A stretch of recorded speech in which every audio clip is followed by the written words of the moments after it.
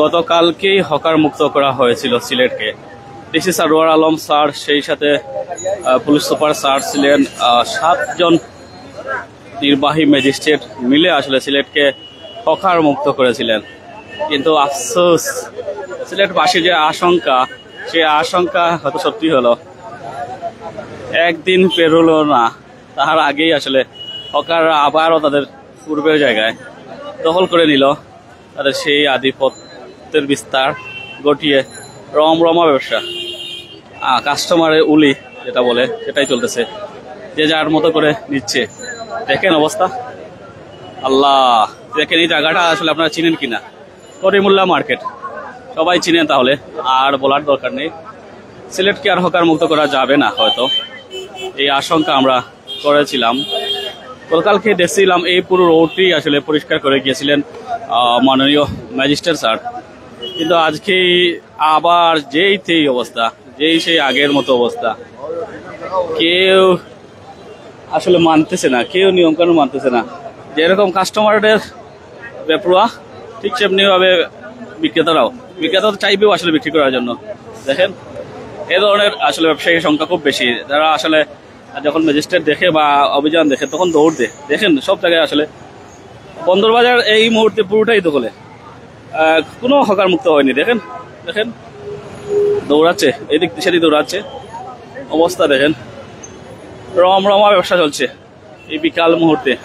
সিলেটবাসী যে চাওয়া, যে প্রতিশ্রুতি দিয়েছিলেন সারোয়ার আলম স্যার, সিলেটের গর্ব হয়ে আসা, সিলেটকে বাসীকে একটা স্বস্তি দিবেন, সেই স্বস্তি হয়তো কতক্ষণ টিকলো, একদিনও টিকলো না।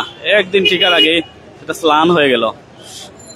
আমরা কালকেই দেখেছিলাম এখানে হকার নেই, কালকে, আজকে আবার হকার। আফসোস লাগে, দুঃখ হয়। সিলেটকে আমরা যতই বলি না কেন পরিষ্কার পরিচ্ছন্ন করব, হকার মুক্ত করব, কিন্তু সেটা আসলে সম্ভব হয়নি। এই মুহূর্তে পুলিশের উপস্থিতি দেখতে পাচ্ছি। আমরা জানি না আসলে তারা আরেকটা দৌড় দোয়াবেন, দৌড় দোয়ানোর পর হয়তো আবার চলে আসবে হকার। এই হকারদের যে বাণিজ্য, রমরমা বাণিজ্য, কোটি কোটি টাকার বাণিজ্য, সেটা বন্ধ করা আসলে তবেই সম্ভব, কি সম্ভব না সেটা আসলে বলা মুশকিল। আপনারা দেখেন এত বেশি মানুষ উপচে পড়েছে, মনে হচ্ছে যেন আজকেই সব প্রোডাক্ট নিয়ে যাবে, আজকেই শেষ করে ফেলবে, কাল থেকে আর কোনো বিক্রি করা লাগবে না। দেখেন অবস্থা, আল্লাহ আমাদেরকে সবাইকে বোঝার তৌফিক দান করুক। সিলেটকে নিয়ে আসলে শত শত কোটি ব্যবসা চলে এই হকার কেন্দ্রিক। এই মুহূর্তে আবারও চলে এসেছেন ম্যাজিস্ট্রেট স্যার। ম্যাজিস্ট্রেট আসা মাত্রই আসলে এটা চলে, আবার শেষ হয়ে যায়। দেখেন অবস্থা, এই দেখেন ওইদিকে কলা ব্যবসায়ীরা সবচেয়ে বেশি দুরান্ত। এই দেখেন ফল ব্যবসায়ী। হকার মুক্ত সিলেট চাই, হকার মুক্ত সিলেট আপনারা চান। যদি হকার মুক্ত সিলেট চান তাহলে আপনারা আওয়াজ তুলেন, সিলেট পাশে এখনই আওয়াজ তুলেন। এখন দিন সারোয়ার আলম স্যার ব্যর্থ হন হকার মুক্ত করতে সিলেটকে, আমার মনে হয় না আর কেউ সিলেটের যেই ডিসি হয়ে আসুন না কেন সিলেটকে আর হকার মুক্ত করতে পারবেন। আর সারোয়ার আলম একটা কথা বলেছিলেন, যে সকল দোকানের সামনে আসলে হকার নিয়ে বসবে তাদেরকে আসলে আইনের আওতায় নিয়ে আসা হবে, জেল জরিমানার আওতায় আনা হবে। কিন্তু দেখেন আপনাদের এখানে বড় একটা মার্কেটের সামনে, মার্কেটের সামনে হকার নিয়ে বসেছেন। এই মেজর ম্যাজিস্ট্রেট পুলিশ এসেছেন, তারপরেও আসলে তারা সরছে না। এটা কিন্তু দোকানের সামনে ব্যবসা, এই দোকানটা চিনাই দেয় সবাইকে।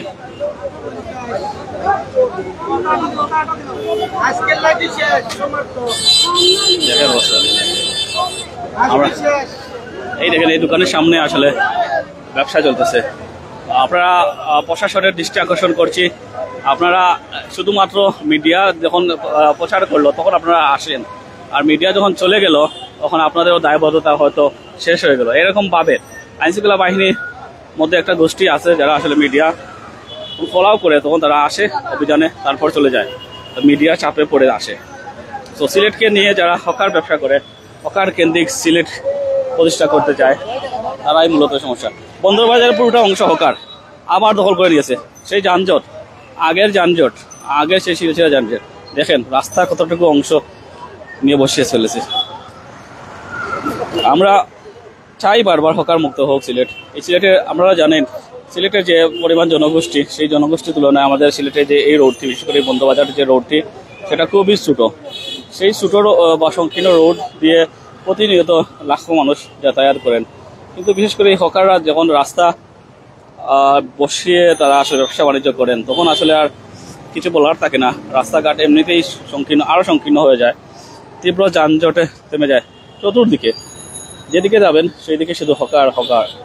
গতকালকে আমরাও দেখেছি এমনকি প্রতিটি দোকানের যে শাটার আছে, শাটারের বাহিরে যে সকল প্রোডাক্ট আছে সেগুলোও আসলে নির্বাহী ম্যাজিস্ট্রেট বাধ্য করেছিলেন ব্যবসায়ীদেরকে সেগুলো ভিতরে নিয়ে যাওয়ার জন্য।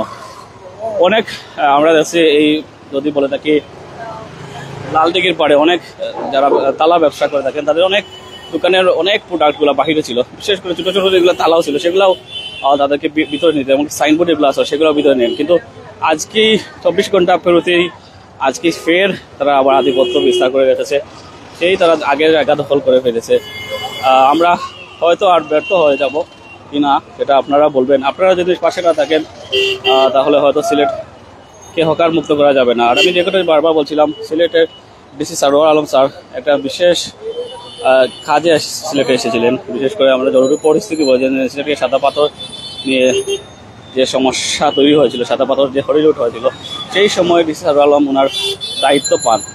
কিন্তু পরবর্তীতে উনি আসলে সিলেটকে পূর্বের চেহারা ফিরিয়ে আনতে, সেই চরিত্র বা সিলেটের যে ইতিহাস ঐতিহ্য, সিলেটকে দ্বিতীয় লন্ডন বলা হয়, সেটা ফিরিয়ে আনার যে লক্ষ্য ছিল সেই লক্ষ্য বাস্তবায়নে উনি ধীরে ধীরে বিভিন্ন কাজ করেছিলেন। প্রথম অবস্থায় সাদা পাথরকে পাথরের উত্তোলন বন্ধ করেছিল, পরবর্তীতে সাদা পাথরের সৌন্দর্য ফিরিয়ে আনার সর্বাত্মক চেষ্টা করেছেন। পরবর্তীতে একে একে আমরা দেখেছি এই সিলেটকে আমরা যদি বলে থাকি রিলেটেড রেল টিকিটের যে কালোবাজারি তা দূর করার জন্য সর্বাত্মক চেষ্টা করেছেন 24 তারিখ থেকে। আর কালোবাজারির দৌরাত্ম হয়তো কিছুটা কমবে, সেই সাথে আমরা বলেছি সিলেটের উসমানী মেডিকেলকে দালাল মুক্ত করার চেষ্টা করেছেন, এবং সর্বশেষ যেটা আমরা বলে থাকি সিলেটের প্রাণের দাবি হকার মুক্ত করার চেষ্টা করেছেন। কিন্তু গতকালই থেকেই সেটা হকার মুক্ত ঘোষণা করা হয়েছে পুরো সিলেটকে, এবং কোনো ধরনের যানবাহন অবৈধ পার্কিং করতে পারবে না সেটাও করা হয়েছিল।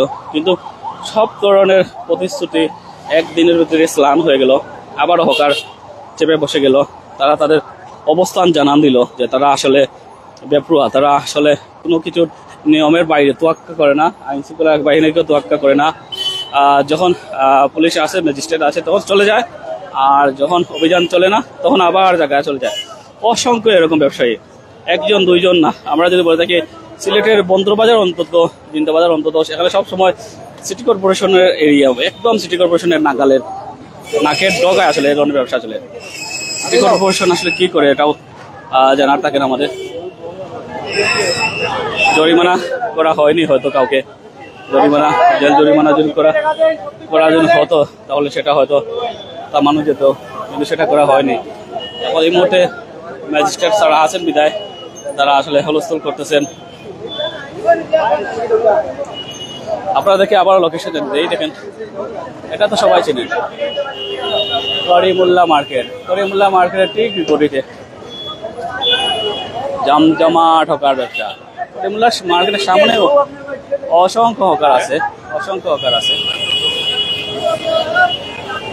আমরা আসলে কিছু বলার নেই, আমরা চাই আপনাদের সত্য তুলে ধরার জন্য, সত্য আপনাদের কাছে তুলে ধরার জন্য। কিন্তু আমরা বারবারও আসলে সূত্র তুলতে গিয়ে অনেক সময় অনেক ঝামেলায় পোহাতে হয়, অনেক বিপদে পড়তে হয়, অনেকের হুমকির সম্মুখীন হতে হয়, কেউ হত্যার হুমকি দেয়, অনেক ধরনের হুমকি দেয়। সেটাও আসলে আমরা সহ্য করে চলি, যাতে করে সিলেটকে আমরা একটা প্রাণের নগরী দিতে পারি, প্রাণের নগরী দিতে পারি। কিন্তু না, সেটা হয় না। দেখেন অবস্থা, হুলস্থুল কাণ্ড লেগেছে। এই দোকানটা দেখেন জামাল পান ভান্ডার, এই পান ভান্ডারের সামনেই আসলে আড়ত বসেছে, এই দোকানে আড়ত বসেছে। অভিযানের টিম যারা আছে তারা কেন জরিমানা করে না সেটাই একটা বিষয়। দেখেন ভিভো শোরুম, যেটা শোরুম আছে সেখানে সামনে দোকান বসেছেন। সারোয়ার আলম স্যার যেটা বলেছেন, কোনো দোকানের সামনে যদি কেউ বসে তাহলে সেই দোকানদারের উপরে জরিমানা করা হবে, কিন্তু আমরা সেটাও দেখতে পাচ্ছি না। আমরা এটা আসলে অনুপস্থিত সব কিছু। আমি জানি যতটুকু ডিসি সারোয়ার আলম স্যার এই মুহূর্তে কানাইঘাটে দিনে ছিলেন, দিনের টাইমে, এখন জানি না কোথায় আছেন। তো এই সুযোগে হয়তো তারা এই অবস্থা নিয়েছে। এটা বলতে চাই, গতকালকে প্রায় 7 জন আমার জানা মতো ম্যাজিস্ট্রেট কাজ করেছেন সিলেটের বিভিন্ন পয়েন্টে, কিন্তু সেটা সম্ভব হয়নি।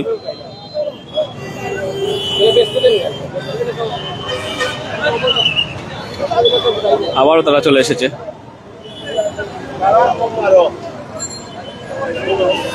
সর্বশেষ যে বিষয়টা আমরা আপনাদেরকে বলতে চাই, সিলেটকে আমরা হকার মুক্ত চাই যেভাবেই হোক।